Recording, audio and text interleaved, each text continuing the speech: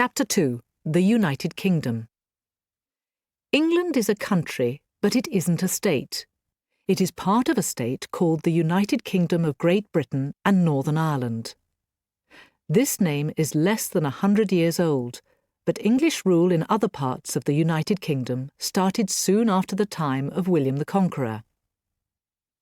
Wales. When England was safely under their control, the Normans started the conquest of Wales. The conquest was completed by William the Conqueror's son. There were a few years of independence in the 12th and 13th centuries, but since 1284, the rulers of England have also ruled in Wales. The Welsh language is still spoken by 500,000 people. Scotland. Scotland stayed independent much longer than Wales, until the end of the 13th century, when it was conquered by the English king Edward I. But 30 years later it became independent again. England and Scotland finally came together in 1603. Queen Elizabeth I of England died without children, and her nearest relative was James, King of Scotland. During the next century, the two countries had the same kings and queens, but different parliaments and laws. Twice in that time, the English Parliament chose a new king for both countries. The Scots were very angry. Some wanted war with their more powerful neighbour, but others saw a better future. England was growing rich from its empire abroad. Scotland was failing to build its own empire. So Scotland should join England, and as one country they could enjoy the empire together. The English liked this idea, but the Scots weren't so sure. Finally, in 1707, the Scottish Parliament voted to join England. Many Scottish politicians were paid to vote this way. Scotland lost its own parliament, and the Scottish politicians moved south to London. England, Scotland and Wales were now one state, Great Britain. When Scotland joined England, the two countries' differences didn't just disappear. In 1715, and again in 1745, people from the Highlands in the northwest of Scotland and from other areas fought to have a new king. They were defeated both times. In 1745, the English destroyed complete villages. Many people were killed, and the lucky ones were sent abroad. The Scots never fought the English again. By the end of the 18th century, they were joining the British Army in large numbers and playing an important part in the government of the British Empire. Ireland. Ireland's story was very different. Ireland was first conquered by an army from Britain in 1171. The Irish finally won independence for most of their island in 1922. In all that time, British rule brought Ireland very little money and a lot of trouble. The Norman invasion of Ireland in 1171 was the idea of an Irish king, Dermot of Leinster. When he stole another king's wife, he lost power over his lands. He asked the English king, Henry II, for help.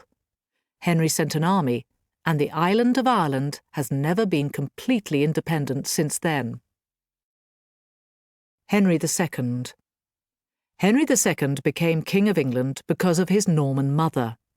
He was the first king from the Plantagenet family that ruled England after the Normans. He also ruled the French lands of his wife and his father. At its greatest, his empire reached from Ireland to the Pyrenees, mountains in the southwest of France. The kings of England continued to rule lands in France until 1557. Norman lords ruled the area around Dublin, and most of the time they were independent of the government in England. Irish kings continued to control the rest of the country. Little changed until the 16th century, when most people in Britain became Protestant. Most Irish people stayed Catholic. The Catholics tried to push the Protestants out of Ireland, but they failed. In 1607, the last Catholic lords left the country, and for the first time, all of Ireland was controlled by England. The Protestant rulers of England wanted to make Ireland less Catholic, so they decided to send large numbers of Scottish Protestants there. Most of these Scots made their home in the north of Ireland, and their families still live there today.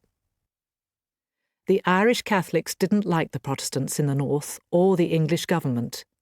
In every British war of the 17th century, the Catholics fought for the side that lost. As a punishment, Catholics in the early 18th century couldn't own land or even a good horse. There was an Irish Parliament, but Catholics couldn't vote or be politicians. Irish Catholics became very poor, and the rich Protestant landowners weren't interested in their problems. Some of the laws against Catholics were changed after a few years, but too little was done too late. In 1798, the Irish fought unsuccessfully for independence from England. After this, the English decided to end the Irish Parliament. Irish politicians, like the Scots before them, moved to London. There they joined the Parliament of a state that was now called the United Kingdom of Great Britain and Ireland. Most Catholics in Ireland ate little except the potatoes that they grew on their very small farms. In the 1840s, potatoes failed to grow in Europe. In most countries, this was not a serious problem because there was other food. But in Ireland, the result was terrible. People started to die. The British government did very little to help. The Church of England offered free food, but only to people who became Protestant. Of a population of 8.5 million, about 1 million died, and another million went abroad, most of them to the US. The Catholic dream of an independent Ireland continued. After battles in Parliament and in the streets of Irish cities, independence finally came in 1922. But the Protestants in the north refused to be part of a Catholic Irish state. So Ireland was cut in two. Northern Ireland continued to be part of the United Kingdom. Northern Ireland. About 35% of the people in Northern Ireland were Catholic. They wanted to be part of the independent state of Ireland. The Protestants were afraid of the Catholics, so they controlled the votes for politicians unfairly. They also kept the best jobs and houses for themselves.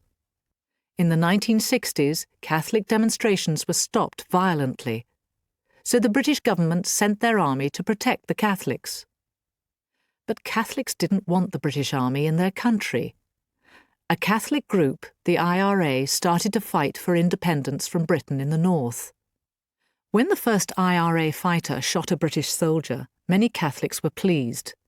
The IRA killed British soldiers and Protestant policemen and politicians. Later, they killed anyone who was Protestant or British.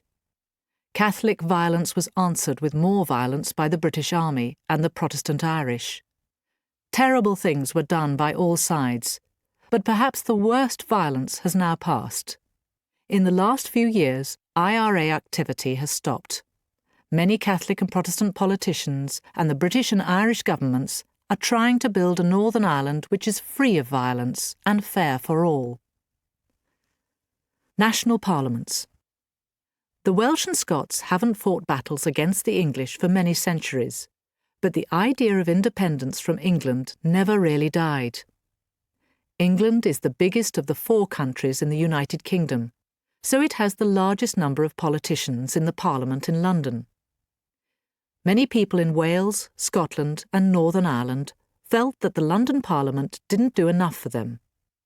In the 1990s, the Scots, Welsh and Northern Irish were given their own parliaments. They still have politicians in London, but they have others in their own capitals, Edinburgh, Cardiff and Belfast. These national parliaments make some decisions, for example about schools and hospitals, but tax, the army and other important matters are still controlled from London.